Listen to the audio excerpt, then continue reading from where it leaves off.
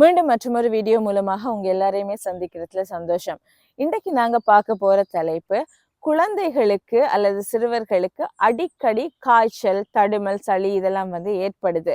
இது நார்மலா ஸ்கூலுக்கு போயிட்டு வந்தா இல்ல நர்சரி போயிட்டு வந்தா பிள்ளைகள் காய்ச்சல் அடிக்கடி வருது. நாங்க எப்பவுமே ஹாஸ்பிட்டலுக்கும் டாக்டருக்குமா போயிட்டு இருக்கிறோம். ஸோ இது நார்மலா ஏன் இப்படி வருது அப்படிங்கிற ஒரு கேள்வி எங்களை நிறைய பெற்றோர்களுக்கு இருக்கும். ஸோ இது ஏன் வருது, இதுக்கு என்ன பிரச்சனையாக இருக்கலாம், இதுக்கு என்ன தீர்வு, எப்படி செய்யலாம் அப்படிங்கிறத பத்தி பார்க்கறது தான் இந்த வீடியோவோட நோக்கமாக இருக்குது.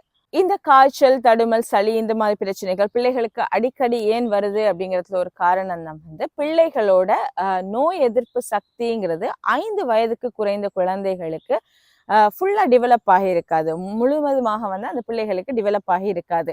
ஸோ இந்த பிள்ளைகள் நிறைய வைரஸ் நம்மட சுற்றாடல இருக்கிற நிறைய வைரஸுக்கு எக்ஸ்போஸ் ஆகி இருக்க மாட்டாங்க. சின்ன பிள்ளைகள் அப்படிங்கிறதால இப்பதான் அவங்களோட நோய் எதிர்ப்பு சக்தி டெவலப் ஆகி கொண்டு வருது. ஸோ ஒரு வைரஸ் எக்ஸ்போஸ் ஆகுற நேரம் இந்த பிள்ளைகளுக்கு டக்குன்னு அந்த உடம்புல அந்த வைரஸுக்கு எதிரான ஃபைட் நடக்க தொடங்கும். இது மூலமாகத்தான் இதர வெளிப்பாடாகத்தான் இந்த காய்ச்சல், தடுமல் வருது. ஸோ எப்பவும் உங்களோட குழந்தைகளுக்கு 5 வயது குறைந்த குழந்தைகளுக்கு அடிக்கடி நோய்கள் வருது, காய்ச்சல் வருது அப்படின்னு சொன்னா அவங்க வைரஸுக்கு அல்லது நுண்ணங்கிகளுக்கு எக்ஸ்போஸ் ஆகிற தன்மை கூடையாக இருக்கிறதும், அதே நேரம் அதற்கு எதிராக அவங்களோட உடல் ஃபைட் பண்ணுது. அப்ப இப்படியான ஃபைட் நடக்கிற நேரம் தான் அந்த இம்யூனிட்டின்னு சொல்லுவோம் இல்லையா, நோய் எதிர்ப்பு சக்தி இன்னும் ஸ்ட்ராங் ஆகும் அப்படிங்கிறதையும் நாங்க புரிஞ்சுக்கணும். இந்த ஸ்கூலுக்கு போயிட்டு வர நேரம் அல்லது நர்சரிக்கு போயிட்டு வர நேரம் அடிக்கடி ஏன் வருது அப்படின்னு யோசிப்போம்.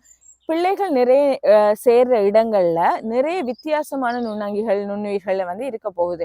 ஸோ இந்த நேரம் என்ன நடக்கும், ஒரு பிள்ளை தும்மினாலும் அது ஒரு சின்ன குரூப் அப்படிங்கிறதால எல்லாருக்கும் பரவுறதுக்கான வாய்ப்புகள் இருக்கும்.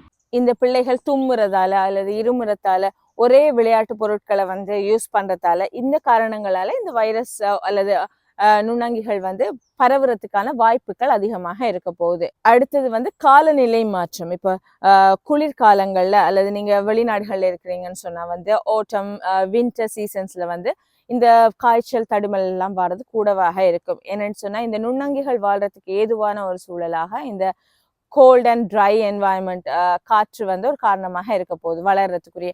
ஸோ இப்படியான காலங்கள்ல பிள்ளைகளுக்கு சாதாரணமாகவே காய்ச்சல், தடுமல் எல்லாம் வர்றது ஒரு சாதாரண விஷயமாக இருக்கும். அடுத்தது நாங்க எப்பவுமே புரிஞ்சுக்க வேண்டியது, காய்ச்சல் அப்படிங்கிறது உங்களோட குழந்தையோட உடம்புல நடக்கிற மாற்றங்கள் அல்லது நோய் எதிர்ப்பு சக்தி, ஒரு நோயை உங்களோட பிள்ளையோட உடம்பு எதிர்க்கும் போது வர ஒரு வெளிப்பாடு, ஒரு சிம்டமே தவிர அது ஒரு தனியோ ஒரு பெரிய நோயாக நாங்க கருத தேவையில்லை. ஸோ இந்த காய்ச்சல் வாரது அப்படிங்கிறது உங்களோட குழந்தை பாடி ஃபைட் பண்ணுது என்று சொல்லி நீங்க சந்தோஷப்பட வேண்டிய ஒரு விஷயமா இருக்க போகுது. ஓகே, இப்ப அடிக்கடி காய்ச்சல் வார பிள்ளைகள், தடுமல், சளி வார பிள்ளைகளுக்கு என்ன செய்யலாம் அப்படிங்கிறத பத்தி பார்ப்போம். முதல்ல உங்களோட குழந்தைகளோட இம்யூனிட்டியை, நோய் எதிர்ப்பு சக்தியை பூஸ்ட் பண்ற மாதிரியான சில விஷயங்கள் செய்யணும். எப்படி நோய் எதிர்ப்பு சக்தியை பூஸ்ட் பண்ணலாம் அப்படின்னு சொன்னா, நல்ல சாப்பாடு கொடுக்கறது, பிள்ளைகளுக்கு விட்டமின் சி இருக்கிற பழங்கள் அல்லது நல்ல ஆரோக்கியமான நிறை உணவுகள். இதுக்கு முதல் ஒரு வீடியோல நான் குழந்தைகளுக்கு ஆரோக்கியமான உணவுகள் என்ன அப்படின்னு சொல்லியிருப்பேன். நீங்க அந்த வீடியோவையும் பார்க்கலாம். ஸோ அதுல சொன்ன மாதிரியான ஆரோக்கியமான உணவுகளை பிள்ளைகளுக்கு கொடுக்கறது. அடுத்தது தூக்கம் முக்கியமான ஒரு விஷயமாக இருக்க போகுது. குழந்தைகளுக்கு அவங்களோட வயதுக்கு ஏற்ற மாதிரி ஒரு 5 வயதுக்கு குறைந்த குழந்தைகள்டா ஒரு 10 to 12 hours அந்த பிள்ளைகள் தூங்கணும், ஒரு பகல் தூக்கத்தையும் சேர்த்து. ஸோ நீங்க அப்படியான ஒரு ஒழுங்கான தூக்கத்தை இந்த பிள்ளைகளுக்கு கொடுக்கறது. மற்றது அடிக்கடி தண்ணி கொடுத்து கொண்டே இருக்கிறது, நீர் ஆகாரங்கள் கொடுக்கறது எல்லாமே பிள்ளைகளோட நோய் எதிர்ப்பு சக்தியை கூட்டுறதுக்கான உதவியாக இருக்கும். ஸோ இப்படியான விஷயங்களை நீங்க செய்யற நேரம் நோய் எதிர்ப்பு சக்தி பிள்ளைகளுக்கு கூடும். அது இல்லாம பிசிக்கல் ஆக்டிவிட்டிஸ், பிள்ளைகள் ஓடி ஆடி விளையாடுறதெல்லாம் அந்த பிள்ளைகளை ஸ்ட்ரென்த்தா வச்சிருக்கிறதுக்கு உதவும்.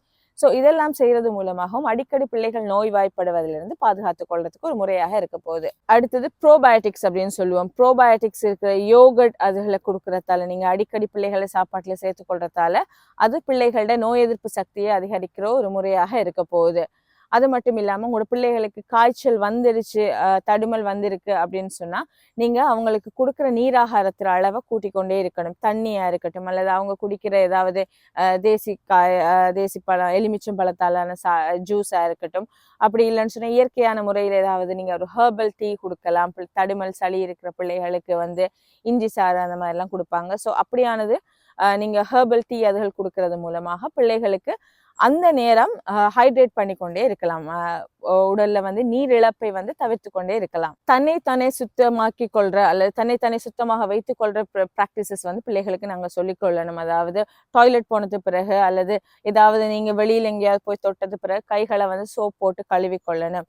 தும்மும் போது எப்படி தும்மணும், இருமும் போது எப்படி இருமணும், உங்களோட மூக்குல இருந்து வர சளி அதுகளை வந்து நீங்க எப்படி வந்து டிஷ்யூவாலேயோ ஏதாவது தொடச்சிட்டு நீங்க எங்க டிஸ்போஸ் பண்ணணும், இப்படியான விஷயங்களை வந்து பிள்ளைகளுக்கு நீங்க ப்ராக்டிஸ்லயே கொண்டு வர நேரம் அவங்களுக்கும் அந்த ஹைஜீன் ப்ராக்டிசஸ் வந்து பழகிடும். ஸோ இதுவும் ஒரு காரணம், இதுவும் ஒரு நல்ல முறையாக இருக்கும் இப்படியான நோய்கள்ல இருந்து தவித்துக் கொள்றதுக்கு. அடுத்தது வெளியில வெயில் படுற மாதிரி விளையாடுறது என்ற விட்டமின் டி உருவாகும் நமக்கு தெரியும் இல்லையா, சன்லைட்ல. ஸோ இயற்கையாக கிடைக்கிற ஒரு விட்டமின் டி இது வந்து இம்யூனிட்டிக்கு, நோய் எதிர்ப்பாற்றலுக்கு மிக முக்கியமானதாக இருக்கும். ஸோ நீங்க நல்ல வெயில் இருக்கிற நேரங்களில் பிள்ளைகளை வெளியில விளையாட விடுறது, அல்லது ஸ்கூலுக்கு போற பிள்ளைகளை வந்து வாகனங்கள்ல கூட்டி கொண்டு போகாம பக்கத்துல இருக்கும்னு சொன்னா நடந்து கூட்டி கொண்டு போறது. ஸோ இதெல்லாம் வந்து விட்டமின் டி உருவாக்கத்துக்கும் ஆக்டிவா பிள்ளைகள் வச்சிருக்கிறதுக்கும் நோய் எதிர்ப்பு சக்தியை அதிகரிக்கிறதுக்கும் ஒரு முறையாக இருக்கும். அடுத்தது வீட்டு சூழலை சுத்தமாக வச்சிருக்கிறதும். நம்ம வந்து புகைப்பிடித்தல் அப்படிங்கிறது சில பெற்றோர்கள் வந்து ஸ்மோக் பண்ணுவாங்க. ஸோ இது வந்து அந்த பிள்ளைகளுக்கு இந்த ஸ்மோக்கிங் பாசிவ் ஸ்மோக்கிங் அப்படின்னு சொல்லுவாங்க. பெற்றோர்கள் ஸ்மோக் பண்ற நேரம் அல்லது வீட்டில் இருக்கிற யாரும் ஸ்மோக் பண்ற நேரம் பிள்ளைகளோட அந்த சுவாச தொகுதியை வந்து அது இரிட்டேட் பண்ணும். ஸோ இதுவும் அடிக்கடி இந்த தடுமல் இருமல் வரத்துக்கு ஒரு வாய்ப்பாக இருக்கும். ஸோ இந்த பாசிவ் ஸ்மோக்கிங்கையும் அவாய்ட் பண்ணிக்கொண்டு பிள்ளைகளுக்கு அந்த எக்ஸ்போஷர் இல்லாம பாதுகாக்கிறதும் வீட்டை நீங்க சுத்தமாக வச்சிருக்கிறதும் ஒரு முறையாக இருக்க போகுது. இது தவிர காய்ச்சல்ல அல்லது தடுமல் சளியில் இருக்கிற பிள்ளைகளை ரெஸ்டா வச்சிருக்கணும். அந்த நேரம் இப்ப நான் முதல்ல சொன்ன இந்த பிசிக்கல் ஆக்டிவிட்டிஸ் எல்லாமே நார்மலாகவே நீங்க இம்யூனிட்டி அதிகரிக்கிறதுக்கான விஷயமாக இருந்தாலும் அந்த நேரம் காய்ச்சல் இருக்கிற பிள்ளைகளுக்கு நல்ல ஆகாரம், நல்ல குடிபானங்கள் கொடுத்து பிள்ளைகளை ரெஸ்டா வச்சிருக்கிறது. அடுத்தது ஸ்டீம் இன்ஹலேஷன், ஆவி பிடிக்கிறதுன்னு சொல்லுவோமே, அதுவும் வந்து உதவியாக இருக்கும் பிள்ளைகளுக்கு அந்த இரிட்டேஷன்ல இல்லாம. ஸோ அப்படியானது. அடுத்தது வந்து பாராசிட்டமால் கொடுக்கறது காய்ச்சலுக்கு. ஸோ இப்படியான முறைகள் எல்லாம் நீங்க செய்யலாம்.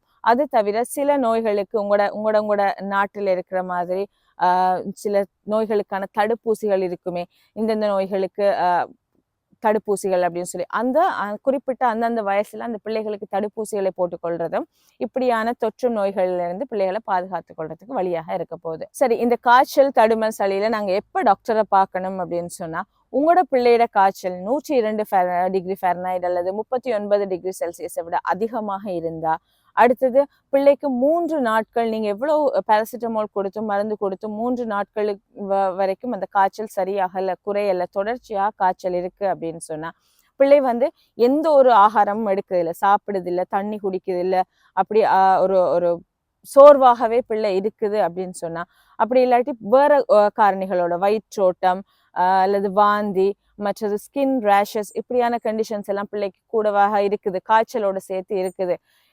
அல்லது இருமல் அப்படின்னு சொல்லி பார்த்தோம்னா மூச்செடுக்க இல்லாம ஆஸ்மா நிலைமையில இல்லாட்டி மூச்செடுக்கிறதுக்கு பிள்ளை கஷ்டப்படுது, இரவையில தூக்கமே இல்லாம இருமிக்கொண்டே இருக்குது, இருமலோட அல்லது சளியோட வந்து ரத்தம் வருது, இப்படியான கண்டிஷன்ஸை நீங்க பார்ப்பீங்கன்னு சொன்னா கட்டாயம் உடனடியாக நீங்க மருத்துவ உதவியை நாடணும்.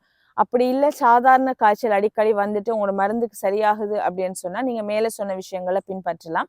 இந்த மாதிரியான காம்ப்ளிகேஷன்ஸ் இருக்குமென்னு சொன்னா நீங்க அதை இக்னோர் பண்ணாம உடனடியாக வைத்திய உதவியை நாட வேண்டிய தேவை இருக்கு. சில பிள்ளைகளுக்கு குறிப்பிட்ட இன்ஃபெக்ஷன்ஸ் அடிக்கடி வரும். கண்ணுல இன்ஃபெக்ஷன் வருது, கண் சிவந்து போறது, அல்லது காதால சேல் வருது, காதுல இன்ஃபெக்ஷன் வருது, அது மூலமாக காய்ச்சல் வருது, இப்படியான தொடர்ச்சியான இன்ஃபெக்ஷன்ஸ் வருது அப்படின்னாலும் நீங்க உடனடியாக மருத்துவ உதவியை நாடணும். மேலே சொல்லப்பட்ட தகவல்கள் அனைத்தும் உங்களுக்கு பிரயோசனமாக இருந்திருக்கும் அப்படின்னு சொல்லி நம்புறேன். மீண்டும் மற்றொரு வீடியோ மூலமாக மீண்டும் மற்றொரு தலைப்போடு உங்களை எல்லாம் சந்திக்கிற வரைக்கும் உங்களிடமிருந்து விடை பெறுகிறேன். நன்றி, வணக்கம்.